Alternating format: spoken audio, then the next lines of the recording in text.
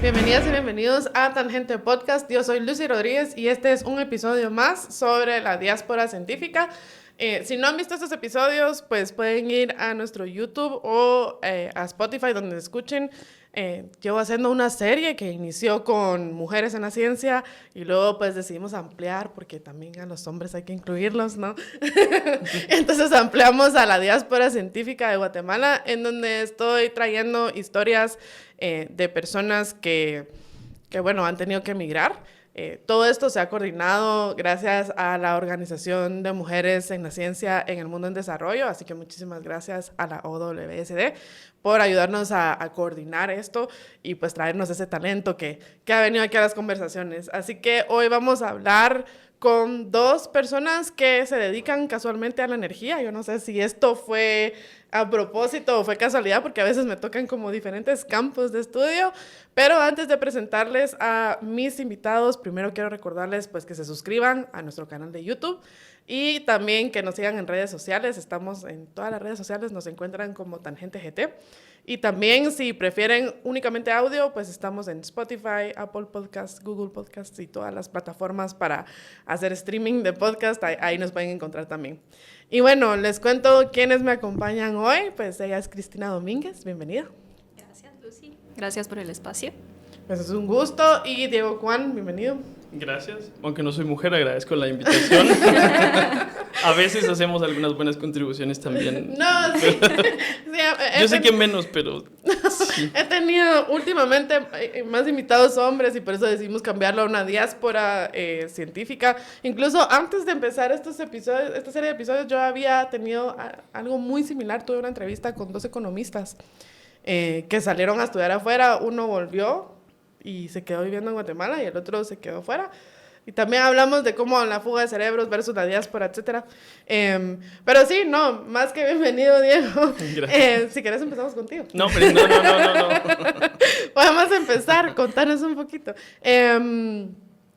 Ambos se dedican a la energía. Y yo creo que Guatemala es un país vulnerable a eventualmente quedarse sin muchas opciones pues para proveer energía. Además es un país que teniendo la capacidad de producir energía, hay mucha población sin energía eléctrica. Es un campo que yo creo que es fascinante porque hay muchas opciones de cómo generar energía, cómo distribuir, etc. Pero no sé si dentro de sus viajes o de sus oportunidades que han ido encontrando de especializarse afuera, iban con esta mentalidad como de traer luz de regreso a Guatemala. Empezamos contigo, Diego, por favor. Bueno, a mí me parece que lo que dijiste es súper atinado, ¿verdad? Tenemos más o menos 92% de cobertura eléctrica en el país. Entonces hay una carencia de acceso a energía eléctrica, pero también hay una enorme carencia a fuentes de energía limpia para cocinar. Por ejemplo, según los datos del último censo, 63% de la población guatemalteca depende de la leña todavía. Y utilizan leña en tecnologías de muy baja eficiencia que repercuten en contaminación intradomiciliar del aire, que es dañina para el ambiente y también pues para los salud, claro. Sí, para la salud, principalmente afectando mujeres y niños. Y eso a mí me pareció como que había que hacer algo al respecto. Entonces, así fue como me incursioné en el mundo de la energía y también consciente de que si queremos sobrevivir como una civilización, tenemos que dejar de utilizar combustibles fósiles. Entonces, digamos que con esas dos ideas, pues me metí a estudiar ingeniería en sistemas energéticos primero, luego hice una maestría y ahora estoy terminando un doctorado en teoría de combustión. Y sí, pienso que, como dije, si queremos continuar siendo una civilización, tenemos que dejar de utilizar combustibles fósiles y encontrar soluciones a necesidades tan básicas como poder cocinar sin enfermarse. Ajá. ¿Y tus 3 experiencias universitarias fueron fuera de Guatemala? La primera fue acá. Estudié en la Galileo con una beca de la Fundación Juan Bautista Gutiérrez y luego, pues eso, me gané un concurso del BID con el que financié mi tesis. Entonces me fui a convivir a una comunidad de población en resistencia en la zona Reina.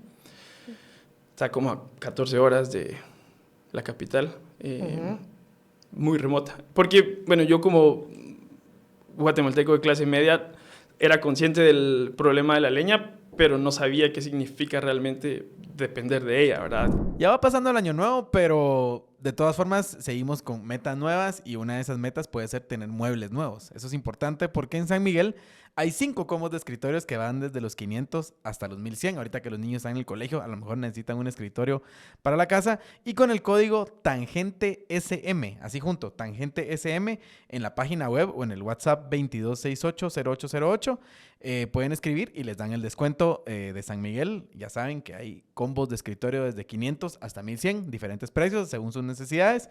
Y esta promoción solo aplica en página web y WhatsApp. Así que por favor vayan ahí y si quieren comprar su escritorio, piensen en San Miguel, que tiene todos esos productos, además de los mejores productos en madera para ustedes. Como quizás no consciente, sino era un problema evidente para mí, pero no consciente. Entonces fui para entender qué significa para una familia guatemalteca del área rural depender de la leña. Y entonces te das cuenta que es más que energía, sino también hay un componente cultural, histórico importante. Sí.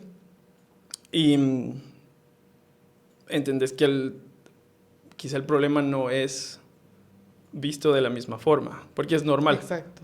Entonces hay que tomar en cuenta la parte cultural para proponer cualquier tipo de solución, digamos. Así como para alguien externo puede ser absurdo quemar leña, es tan absurdo como usar diésel para echarle a un carro, ¿verdad? Porque estás emitiendo y...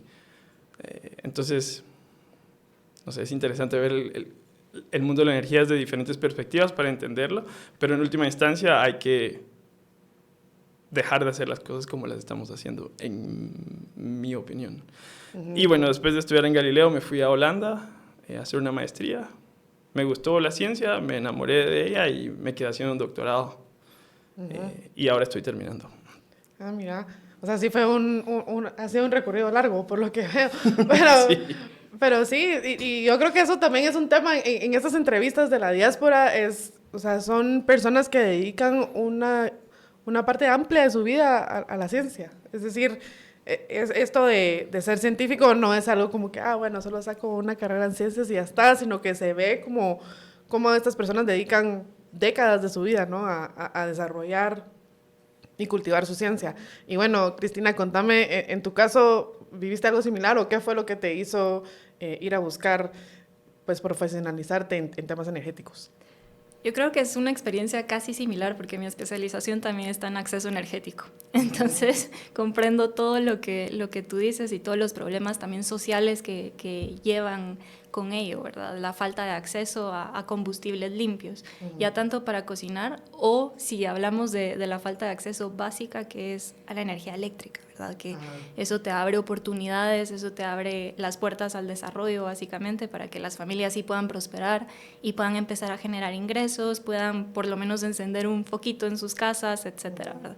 Entonces, bueno, para hacerte un resumen ahí de cómo fui a parar a este ámbito, porque, bueno, yo empecé como ingeniera civil. Yo me gradué de ingeniera civil en la Universidad del Valle de Guatemala y todo era con la idea de crear accesos.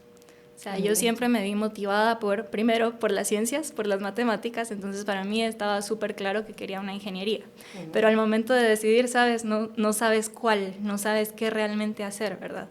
Entonces mi motivación siempre fue, bueno, ¿qué puedo hacer para el desarrollo? Enfoquémonos en infraestructura, desarrollo de infraestructura, desarrollo de accesos, básicamente crear accesos o mejorar accesos. Y hablando de infraestructura en general, ¿verdad? Entonces, bueno, por ese motivo dije, bueno, ingeniería civil, empecemos por aquí. En ese entonces no estaban las maestrías que ahora conocemos aquí en Guatemala especializadas en energía, en transición energética, por ejemplo, energía sostenible o incluso acceso energético, que ahora sí las encontramos. Entonces, bueno, decidí especializarme en el ámbito de la energía porque justamente en la VG tú tienes que hacer o tesis o megaproyecto. No sé si han escuchado del megaproyecto, pero es un proyecto en donde pueden participar básicamente de distintas carreras, es algo multidisciplinario, para resolver un problema específico. Entonces, nuestro problema era acceso energético mediante energías renovables. Y lo que exploramos fue algo que para nosotros era innovador porque dijimos, bueno, ¿y por qué nadie está haciendo esto, no? Que era generar energía mediante las olas del mar. Y hay algo de calor y de repente dan ganas de echarse un par de cervezas. Y si se van a echar un par de cervezas, pues también es bueno que se cuiden y se protejan de los efectos de la goma. Para eso se toman Paris Mart. Se lo toman media hora antes del primer trago y con eso pues evitan los efectos de la goma del día siguiente. Amanece así con dolor de cabeza, resequedad y todo. Así que Paris Mart, ya saben, lo pueden comprar en farmacias, algunos Super 24 y importantísimo que no tomen mucho, siempre con moderación, pero si de repente les dio calor, un par de cervezas, un par de vinos, un par de whiskies, lo que les guste, con Paris Mart es mejor. Aplicado en Guatemala, ¿no? Entonces dijimos, bueno, creamos un prototipo ahí, los sistemas hidráulicos y todo para poder mover esta turbinita y generar energía para darle acceso a las familias que no tuvieran, por ejemplo, en las costas del Pacífico. Sí. Entonces desde ahí ya empezó mi interés en, energía sostenible y acceso energético. Me quiero especializar en esto, ¿no? Me gané una beca, también estuve becada en Europa para estudiar mi maestría. La maestría fue en Ingeniería del Medio Ambiente y la Energía. Y ya estudiando todo este tema de transición energética, por ejemplo, y aplicándolo a casos europeos, que al final las universidades de allá no, si estás enfocado en estudiar o sacar una carrera, por ejemplo, de transición energética en general, no se enfocan tanto en resolver los problemas que tenemos nosotros en nuestros países, ¿no? Se enfocan más en resolver los problemas que ellos como sociedad están enfrentando, y es lógico, porque estamos allá, ¿no? Entonces, en la maestría, incluso en la pasantía que hice después de la maestría, estuve investigando, estuve en un centro de investigación, entonces ya me fui un poquito más al lado científico, problemas de transición energética de Europa. Estaba estudiando un caso en Helsinki, uno en Nantes, en Francia, otro en Hamburgo, en Alemania, por ejemplo. Y yo decía, tantas cosas que se están haciendo aquí para fortalecer, para motivar, incentivar esta transición energética, que si pensamos en aplicar todo esto en Guatemala y en el resto de nuestros países, esto es un sueño. O sea, primero tenemos que suplir nuestras necesidades básicas antes de poder pensar en esto, ¿verdad? Y aquí es donde decidí especializarme en acceso energético, porque dije, no puedes tener una transición energética sin antes tener acceso, en el caso de la electricidad, ¿verdad? Entonces, esto me motivó a buscar un doctorado, porque ya me había gustado la investigación en este centro de investigación donde estuve. Y busqué el doctorado que era me cayó como anillo al dedo, así, era perfecto para mí.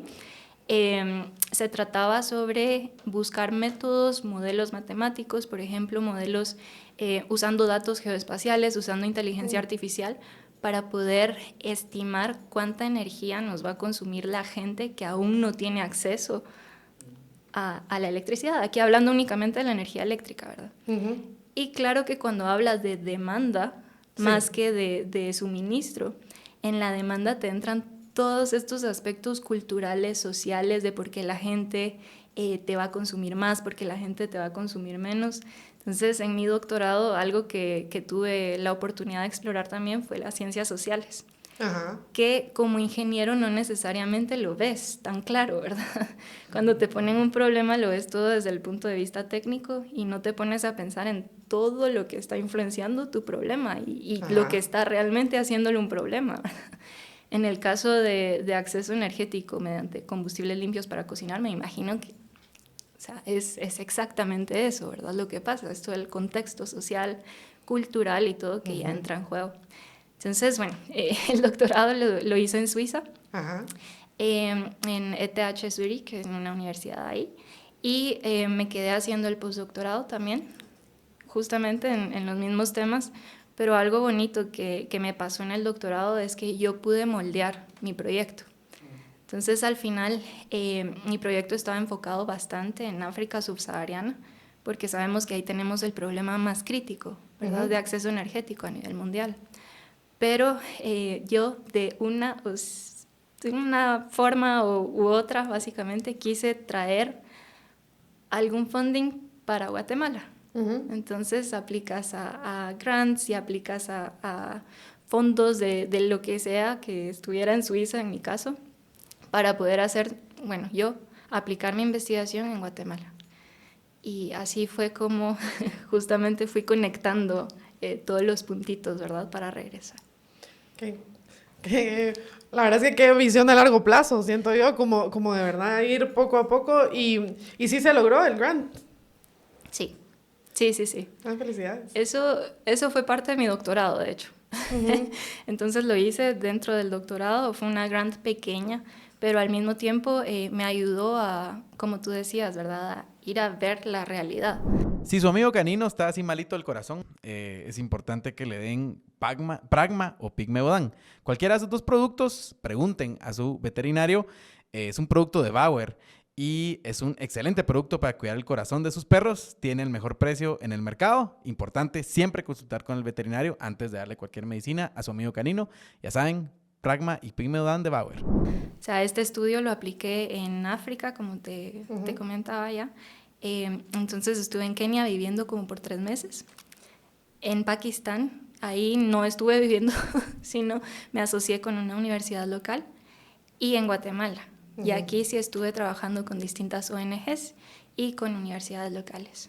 Sí, eso también es un tema que he visto que es recurrente al conocer a esta gente que es parte de la diáspora, ¿no? El buscar volver a Guatemala y ya sea algunos se quedan, otros se van, pero dejan ahí alguna semillita en algún proyecto. Yo no sé, Diego, si ese es tu caso también o si eso es parte de tu visión como para futuro. Yo creo que uno extraña demasiado las tortillas, entonces inevitablemente terminas regresando. No, pero me resuena mucho lo que decías en múltiples aspectos. Quizá el que más me resuena es que no podemos hablar de una transición energética cuando no tenemos ni siquiera lo más básico, ¿verdad? Y bueno, sí, pienso que al salir uno se da cuenta de... No sé, me parece a mí que uno, por lo menos esa fue mi experiencia en las universidades acá, que uno crece como en una burbuja donde el límite, digamos, es relativamente pequeño.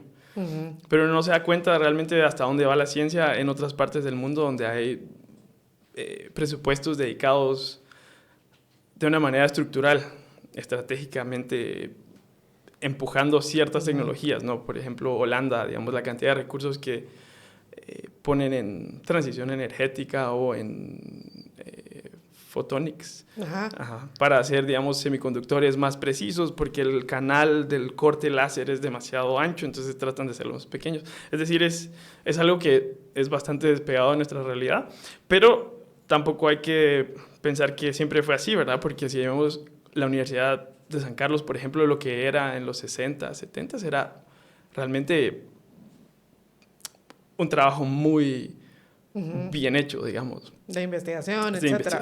Sí, o sea, hay una realidad conectada a la realidad guatemalteca de una manera muy profunda.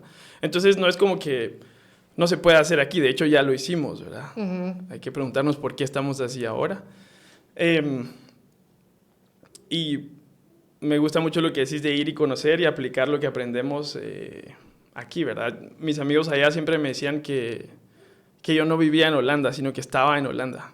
Pero siempre pensando aquí, ¿verdad? Y digamos que en mi reloj siempre tengo la hora de Guatemala también. Y pues hablo con familia, amigos muy frecuentemente. Y bueno, tengo una empresa ahora en Guatemala con la que estamos produciendo estufas, de hecho. Porque yo me fui a Holanda yo escogí la universidad porque sabía qué tesis quería hacer. Digamos que el resultado de mi investigación de licenciatura fue... Ahí yo intenté sustituir la leña con una estufa de hidrógeno alimentada con energía solar. Entonces la idea era que aprovechabas agua de lluvia, utilizabas energía solar fotovoltaica para hacer electrólisis, es decir, partir el agua en hidrógeno y oxígeno. Y después pues, quemar el hidrógeno y el oxígeno para obtener calor y agua al final, nuevamente. Y funcionó. ¿Sí? De hecho, emití una patente al respecto, pero era extremadamente caro y no era apto para la cultura. Y además, si comparas cuánta energía y potencia se necesita para hacer nixtamal, tortillas y frijol, y comparas los mapas energéticos del país, te das cuenta que solo la leña está localmente disponible. Entonces, mi conclusión fue que había que entender la física de la combustión, y por eso me fui a hacer una maestría en energía y procesos con énfasis en en combustión. Y el resultado de mi tesis fue un nuevo aparato de combustión que aprovecha, digamos, la pregunta era, ¿cuál es la máxima eficiencia que es técnicamente posible? Y esa fue mi tesis. Y después con un amigo hicimos un taller acá y comenzamos a hacer prototipos que validamos en diferentes comunidades. Y ahora estamos en producción. ¿Y cómo funciona? Porque si el otro funciona con agua, ¿este con qué funciona? Dado que el único recurso energético localmente disponible es la leña, Ajá. entonces funciona con leña. Pero la hacen más eficiente. Mucho más eficiente, sí. Y todo el tema del humo y la contaminación, el daño pulmonar, también se logra evitar con estos prototipos. Sí, digamos, podemos pensar que los 3 objetivos estructurales de la estufa son reducir la deforestación, reducir la contaminación intradomiciliar y reducir el costo que significa para una familia el comprar o cortar leña. La Universidad de San Carlos nos acaba de hacer una evaluación a través de un programa del BID en el que estamos metidos y nuestra estufa es capaz de reducir en 99.5% las emisiones de monóxido de carbono y de material particulado fino PM2.5 y 55% menos leña respecto a estufas de tipo plancha. Entonces ahora, pues porque lo que hacemos es una combustión más completa y disminuimos pérdidas de calor. Es la única estufa que busca prevenir la formación de contaminantes a través de una combustión completa. Porque, digamos, muchas estufas lo que hacen es que ponen una chimenea, entonces la combustión sigue siendo mala y la contaminación está ahí, pero simplemente afuerita, digamos. Nosotros buscamos que la flama, digamos, se desarrolle sin interrupciones para evitar la formación de contaminantes que son cancerígenos. Y esto, el prototipo, y se testeó, digamos, con gente local. Sí, ahorita tenemos como 60 estufas en 60 familias. Nuestro problema ahora ya no es de carácter técnico, sino de escala empresarial, digamos, porque a mí algo que en lo personal me molesta mucho es pues cuando una empresa, digamos, que hace dinero de la pobreza. Entonces, muchas empresas venden cosas baratas porque pues la gente tiene poca capacidad adquisitiva. Pero entonces están condenados a siempre tener cosas de mala calidad. Entonces nosotros partimos de la idea de que, bueno, hay estufas, digamos, que en el mercado que tenés que cambiarlas frecuentemente. Sí, claro. Y nosotros partimos de la idea de que debería ser de la más alta calidad posible. Entonces usamos acero inoxidable con la idea de que dure para toda la vida. Pero es caro. Y ahora estamos intentando pasar de un proceso artesanal a uno industrial con producción local. Mira, qué interesante. Sí. Si me dejas opinar. Sí, por favor. Hablé demasiado. No, es que tantas preguntas que tengo, te lo prometo. Y aquí es exactamente en donde la política pública puede apoyar, ¿verdad? Este tipo de iniciativas. Y claro, la cooperación internacional y todo lo que quieras, pero también esto tiene que ser un problema que se tiene que apropiar en el país, ¿verdad? Que se tiene que reconocer que existe un problema y se tienen que poner las políticas en su lugar para que esto sea posible, ¿verdad? Y lograr esta escala que tú y distintas empresas que se dedican a mejorar la calidad de vida en las áreas rurales específicamente, pues lo puedan hacer, ¿verdad? Sí, y sabes que hace poco hacía un episodio con un politólogo y un economista acerca de cómo nos pone en riesgo pues toda la situación global ahorita con la nueva administración de Donald Trump y el corte de ciertos programas de ayuda y las deportaciones masivas y demás. Y como, bueno, Guatemala realmente depende mucho de este tipo de cosas, ¿no? Nuestra economía depende de las remesas, básicamente. Y entre las cosas que hablábamos de cómo cambiar ese modelo económico para hacerlo más resiliente, una de las cosas claves es lo que tú mencionabas de tener inversión en investigación y desarrollo. Porque mientras no haya inversión en investigación y desarrollo, la productividad local en Guatemala, pues tiene su tope, ¿no? Tiene su límite y el modelo económico se mantiene en vez de transformarse. Y entonces seguimos dependiendo, pues, de ciertas producciones tradicionales y las remesas. Y es algo que se ve en todos lados, no solo en política pública, como tú bien decías, sino incluso en la empresa privada. O sea, aquí en Guatemala la empresa privada invierte muy poco en investigación y desarrollo. Y creo que eso me lleva a la siguiente pregunta, que yo les quería preguntar, pues, ¿por qué se vieron en la necesidad de emigrar?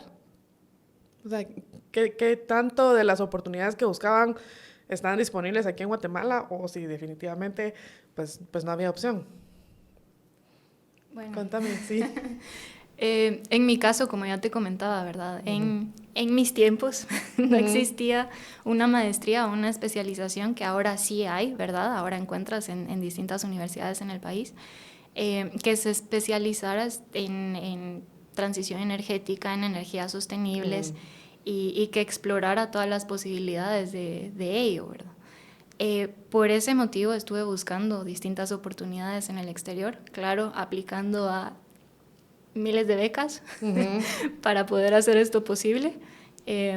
Y justo, y ahí fue donde encontré la oportunidad, pero siempre, y creo que eso tenemos en común, ¿verdad? Conectados con Guatemala, o sea, no es con la idea de me voy y ya no regreso, o me voy y ya, ahí se ven. No, siempre con la idea en la cabeza de, bueno, tengo que hacer esto, tengo que especializarme en esto, sí, pero de alguna forma tengo que retribuir también a mi país, ¿no? Y ver de qué forma se puede hacer algo para mejorar la calidad de vida de las personas, enfocándome en las zonas rurales del país principalmente. Y ahora que mencionabas que aplicaste a miles de becas, que no creo que hayan sido miles, No, pero fueron miles. Pero esa es otra cosa también, que mucha gente tiene la idea de que, bueno, voy a aplicar y si me sale voy, si no, no voy. Y ahí tenés que jugar los números, ¿no? Contanos un poquito acerca de eso. ¿Qué tan difícil fue? ¿Qué también te preparó la educación guatemalteca para estas oportunidades? ¿O si fue más, pues, tu disciplina y autoexigencia? Creo que una mezcla de todo al final. O sea, tu disciplina, sí, y el no rendirte y motivarte tú mismo y también dejarte motivar, que eso influye también, ¿verdad? Porque a veces uno no se deja motivar o ignora las motivaciones que recibes. Todo eso es un conjunto y al final, bueno, te decía, apliqué a 1000 becas, no apliqué a 1000 becas, apliqué a algunas. Pero varias, o sea, eso voy. Sí, claro, sí. Y por ejemplo, a mí me dijeron que no en la primera que apliqué y eso no me hizo rendirme y no aplicar a la segunda, ¿me entiendes? O sea, ahí tenía mi lista de prioridades. Voy a aplicar a esta, después a esta, después a esta y ahí se van descartando, ¿no? Pero sí, o sea, involucró bastante trabajo de mi parte buscar estas oportunidades. Estas oportunidades no necesariamente vinieron a mí, ¿verdad? Y justo, no desmotivarte con que te digan que no, porque el no lo tienes seguro.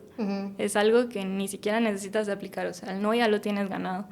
Pero al final, ¿qué pierdes con aplicar a otra? ¿O qué pierdes con aplicar de nuevo a esa, pero el siguiente año? ¿O qué pierdes con seguir intentando? Entonces, esa fue mi motivación, o sea, tener un objetivo claro y dije, bueno, me voy a especializar y me voy a especializar y tocar distintas puertas hasta que se te abre una. ¿Y en tu caso, Diego? Bueno, en mi caso, para contestar la primera pregunta que hiciste, no había donde en Guatemala estudiar física de combustión, porque, digamos, tienes que entender sobre química, mecánica de fluidos, transferencia de calor, pero no del tipo que estudiamos acá. Métodos numéricos para ecuaciones diferenciales parciales, uso de supercomputadoras, es complicado. Y no hay, digamos, aquí estudiamos un poquito de hidráulica, tal vez, que es fluido incompresible, pero no es el caso de reacciones en gases. Entonces había que irse, o sea, sí tenía que irme. Y bueno, yo me gradué con honores aquí y tenía un premio de la Medalla Presidencial del Medio Ambiente, entonces yo me gradué así bien salsa. Ajá. Y allá fui a entregar el cuerpo así completo. Ajá, o sea, estuvo muy difícil. Sí. O sea, no te preparó la educación guatemalteca como hubieras esperado. Como hubiera querido cuando llegué allá. Ajá. A pesar de que, pues digamos que sí tuve una formación buena, yo todavía reconozco que mis mejores profes fueron 2 y de acá. aunque ahora tengo una excelente relación con mis profesores allá, pero pienso que aquí hay algunos que sí tienen así como mucho más vocación o esperanza en sus estudiantes, mientras que allá es mucho más industrializado y tienen, no sé, cientos de estudiantes buenos, entonces no se preocupan tanto. En cambio aquí como que te empujan un poco más, quizás un poco más de romanticismo latino, pero... y bueno, allá yo empecé como probablemente uno de los 5 peores estudiantes de la maestría, o sea, perdí todos los cursos del primer trimestre. Así no gané uno ni por raspado, o sea, fue así un choque. Y bueno, en Holanda si no llegas a una cierta cantidad de créditos te quitan la visa y de regreso. Pero bueno, sí me dediqué y el segundo trimestre me metí a 9 exámenes. El estudiante de maestría promedio neerlandés hace entre 3 a 4. Entonces yo hice 9 en una semana, así, el segundo trimestre y pasé 7 de 9. Y ya fue así mejor, como... mucho mejor. Ajá. Ya pude respirar. Y bueno, después ya así como... ya, otra vez. Y gané el Premio Nacional de Innovación Tecnológica Verde en Holanda con una solución a un problema energético en Guatemala, que la pregunta era cómo sustituir candelas. Y bueno, la idea era utilizar un generador termoeléctrico para recuperar calor de estufas. Y ahí ya como que me fui más suave, digamos. Y me gustó mucho dedicarme así a las cuestiones teóricas, entonces dije en el doctorado, voy a hacer algo para mí. Entonces me dediqué a estudiar la parte más teórica de la combustión de hidrógeno, pensando en cómo sustituir hidrocarburos, pero en una escala más grande. Y eso es lo que estamos tratando de hacer con mi equipo, contestar la pregunta de cómo quemar hidrógeno de manera eficiente. Y eso... O sea, esto va más allá de las estufas. Eso sí, ya, otro sí, rollo. Ajá. Sí. Yo la parte de las estufas, o sea, yo ya hice el diseño, funciona, y ahora mi equipo está tratando de echarlo a andar. Yo me dedico ahora a pura teoría de combustión, tratar de entender el origen de una flama y cómo se quema el hidrógeno de manera eficiente. Porque también, digamos que en el proceso, yo he llegado a la conclusión de que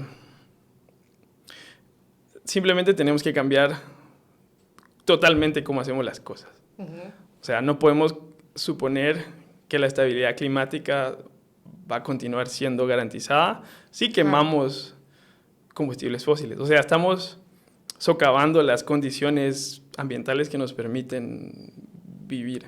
Es decir, la agricultura ya no va a estar garantizada y por lo tanto la comida y entonces todas las estructuras político-económicas, sociales que tenemos van a cambiar. Entonces, mi conclusión es que tenemos que repensar cómo hacemos las cosas desde la base, cómo nos relacionamos entre humanos y la naturaleza, porque al final quienes están en riesgo no es la naturaleza, sino los humanos, principalmente. Y sí, al final es como, no sé, mi conclusión es que probablemente ya estamos un poco muy tarde, pero eso no es razón para no hacer lo que debemos hacer. Sí, para no seguir intentándolo. Ajá, porque de todas maneras aquí estamos un ratito, entonces, ¿por qué no hacer algo... Para el futuro. No, más que para el futuro hacer algo hermoso, digamos, así dedicarle tu vida a, no sé, a que todo el mundo tenga acceso a energía. ¿Sí? ¿Por qué no? Ajá, o sea, y obviamente yo reconozco que lo digo de una posición privilegiada, porque he tenido el acceso a educación de esa calidad, pero de todas maneras yo pienso que hay algo bonito en pensar hacer cosas así importantes, ¿va? Yo siento que no debemos dejar de soñar ni dejar de ser románticos, ¿va? O sea, ¿por qué? Más hoy que lo estamos filmando en el día de San Valentín, no sé cuándo se va a publicar esto, pero está bueno que se traiga ahí el romance a la ciencia, ¿no? Sí, totalmente, es como, no, claro. Eso muestra mucho como tu vocación como científico, ¿no? También. Y en tu caso, porque aquí vimos pues una mezcla entre academia y aplicación, en tu caso, ¿hacia dónde te ves? ¿Viéndote más pues en el lado académico o siempre en el lado de aplicar pues lo que has estado estudiando a algo pues en la realidad también? A ver, terminé mi doctorado en el 2021 y a partir de ahí, después del postdoctorado, que me quedé ahí unos meses aún, me salí de la academia. Ahorita estoy bueno, al salirme empecé a trabajar en la cooperación internacional, en el mismo tema, acceso energético, ¿no? He estado en bastantes organizaciones internacionales, ayudando siempre a fortalecer la capacidad de los gobiernos en estos temas, ¿verdad? A poder guiar la política pública, a poder influenciar un poquito con evidencia la política pública y también guiar un poquito para dónde se van los recursos de forma más programática. Por ejemplo, acceso a energía eléctrica, ¿verdad? Empecemos por cómo definimos el acceso energético en general o acceso a la energía eléctrica en general. La definimos como conectividad, es decir, conexión a la red existente, a la infraestructura, o lo definimos con darle una linternita solar a una persona y decir, ellos ya tienen acceso a la energía eléctrica, ¿no? Entonces, empezando desde ahí, desde esos conceptos básicos, esto no es un común denominador en todos los países. Cada país lo toma de una manera distinta y cada país lo mide de una manera distinta. Y al final ves todos los datos, ¿verdad?, reportados a nivel mundial, que sí, que este país tiene tanto de acceso energético, este país tiene tanto, este país... No es la misma medida la que usamos entre todos los países. Hay estándares, pero no todos los países lo siguen. Entonces, al final es empezar desde ahí, ¿no? Empezar desde lo básico, empezar desde datos. ¿Cómo podemos recolectar los datos necesarios para poder medir de manera asertiva y de manera más eficaz nuestro acceso energético? Y con acceso energético no únicamente me refiero al acceso a la energía eléctrica, sino también acceso a combustibles limpios para poder cocinar, ¿verdad?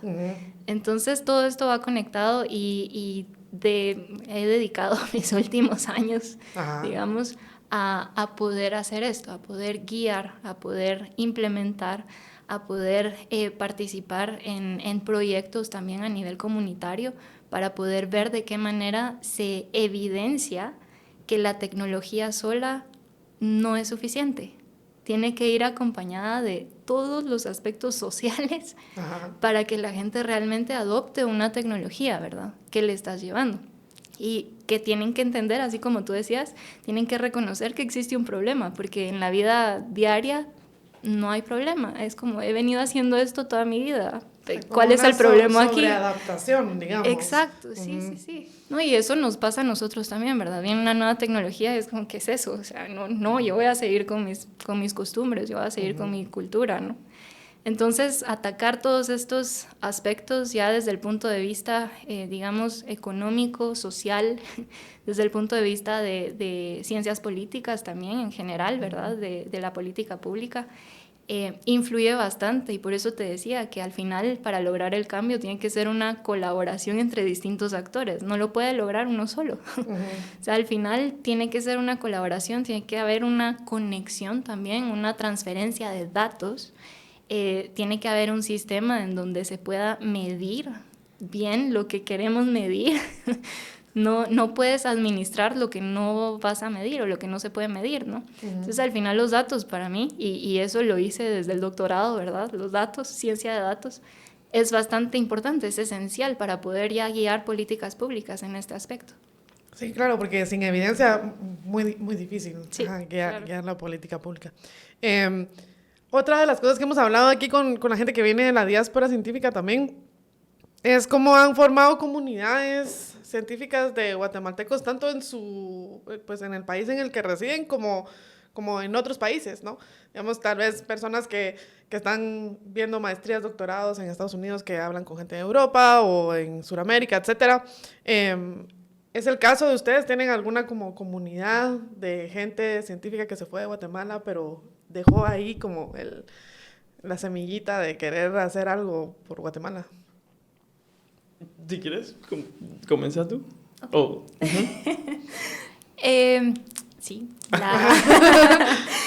la Organización de Mujeres en la ciencia, en el mundo del desarrollo.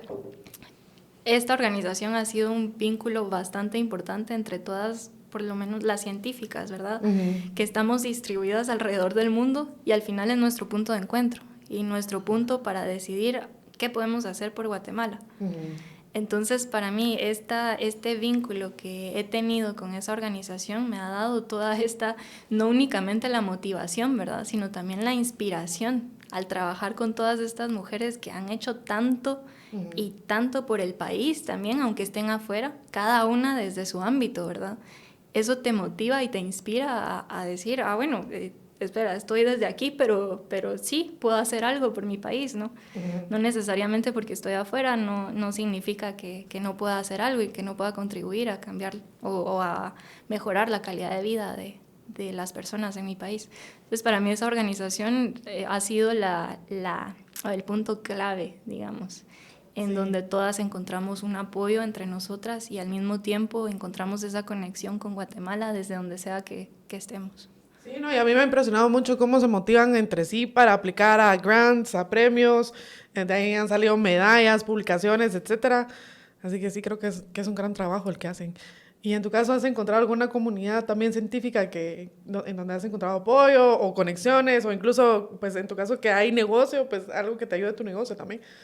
Fíjate que de manera esporádica, cuando han surgido, digamos, eventos de crisis en el país, o sea, por ejemplo, durante la pandemia, durante el intento de golpe aquí al inicio del gobierno, sí, digamos que hubo así como formación de grupos espontáneos de apoyo, en los cuales yo me quedé impresionado del montón de gente que hay afuera, con ganas de hacer cosas, con capacidades ya hechas, ¿verdad? Y también me hace pensar que, digamos, debemos, valga la redundancia, repensar el paradigma de la fuga de talentos, ¿verdad? Porque hay un montón de gente afuera con ganas de hacer cosas, que de hecho están haciendo cosas, solo que no, quizá estamos organizados, ¿verdad? Y tampoco, o bueno, ustedes sí, pero yo no, y digamos hay un montón. Yo siento que los hombres somos un poco más así como despistados, ¿sabes? Así como, no tan organizados y... Sí. Pero sabes que puedes unirte como amigo. ¿Ah, sí? Sí. Bueno, Sí, ya no tengo excusas, entonces. ¿Y cómo hacen eso? ¿Cómo se unen como amigos? Eso sí no sabía. Contame. Bueno, yo lo digo porque en el grupo en donde estoy específicamente hay hombres. No necesariamente mujeres, y ellos son amigos de la OWSD. Entonces, como te digo... Mira, está tomando nota, que conste, que quede la constancia que está tomando nota. Eres bienvenido. Me imagino que en las redes, la verdad es que he visto que en redes ponen casi que todo, ¿no? Ponen, claro, sí. Es que hay distintos tipos de membresía, ¿no? Entonces, al final, bueno, esto es gratuito y es abierto para todas las científicas, para todas las chicas que ya tienen, por ejemplo, una licenciatura y después una maestría, y ya pueden acceder a otro tipo de membresía, etcétera. Pero sí, está abierto también por si quisieras. Sí. Ya ven lo que se logra aquí. Sí. Está bueno, ¿no? Estos espacios están buenos para esto, sí. Pues bueno, la verdad es que ya estamos más o menos sobre el tiempo, pero no sé si alguno de los dos quisiera hacer alguna reflexión final, comentario final acerca, pues, ya sea de su experiencia o, pues, de este fenómeno, ¿no? De la diáspora científica y cómo, pues, como tú bien decías, ¿verdad? A pesar de que muchos lo pueden ver como una fuga de cerebros, al final no lo es del todo porque se devuelve, ¿no? Contame, no sé si tenés alguna reflexión final. No, sí, claro, tal vez motivar no únicamente a las científicas, sino también a los científicos que se encuentran en el extranjero y los científicos que también están aquí en Guatemala a contribuir a poder mejorar la calidad de vida de distintas personas, porque cada uno lo puede hacer desde su ámbito, como ya lo estaba comentando, ¿verdad? No importa de qué profesión, desde ahí de donde estás puedes contribuir a que Guatemala sea un país mejor. Y al final, bueno, creo que otro mensaje es también no perder estos vínculos, ¿verdad? Comunicarnos entre todos, que al final entre un grupo grande o un grupo pequeño o lo que sea, se pueden hacer cosas bastante buenas y se puede lograr tener un impacto bastante grande en el país. Gracias. ¿Y tú? Pues yo quisiera reconocer que pues en gran medida nuestro país actualmente se sostiene por las remesas, ¿verdad? Es decir, el apoyo de pues, nuestros hermanos migrantes. Y pienso que también los que hemos migrado en posiciones privilegiadas tenemos a mí sí me parece que una obligación de hacer algo por nuestro país, de por dónde venimos. Y quizá para aterrizarlo así un poco más en lenguaje sentido, quisiera reflexionar sobre una frase de Canserbero, un rapero que a mí me gusta mucho, que dice que él siente mucha pena por quienes no tienen pasiones distintas al dinero o al sexo. Y pienso que vale la pena pues, reflexionar que al final nuestro tiempo de vida es limitado y que deberíamos encontrar un quehacer trascendental. ¿Por qué no? Sí. Al final lo que sea que hagamos es hasta cierto punto un poco absurdo, entonces ¿por qué no dedicarnos a transformar nuestro país para que sea un lugar donde todos podamos vivir sin tener que irnos? Sí, yo creo que esa es la visión, ¿no? Si algo tenemos aquí en común es eso, ¿no? Que quisiéramos que Guatemala sea un país para vivir, donde se puedan quedar, donde la gente pueda cumplir sus sueños, ¿no? Y por eso admiro un montón, o sea, en estas entrevistas que he hecho, admiro un montón cómo buscan, porque no es fácil, o sea, buscan la oportunidad de traer de regreso. Esa es otra cosa que también valdría la pena desarrollar, algún tipo de, no sé, como para recibir, no sé qué tendría que ser, una organización, una institución o algo que esté preparada para recibir de regreso todas esas contribuciones de las personas que tuvieron la oportunidad de salir pues a encontrar estas oportunidades. Y bueno, muchísimas gracias a ambos. Fue un gusto conocerles y tener esta conversación. Aprendí un montón, la verdad. Gracias. Y gracias a ustedes también por permitirnos acompañarles en sus hogares o en el tráfico o donde sea que encontraron este episodio. Y nos vemos en un siguiente episodio de Tangente Podcast. Gracias a ti.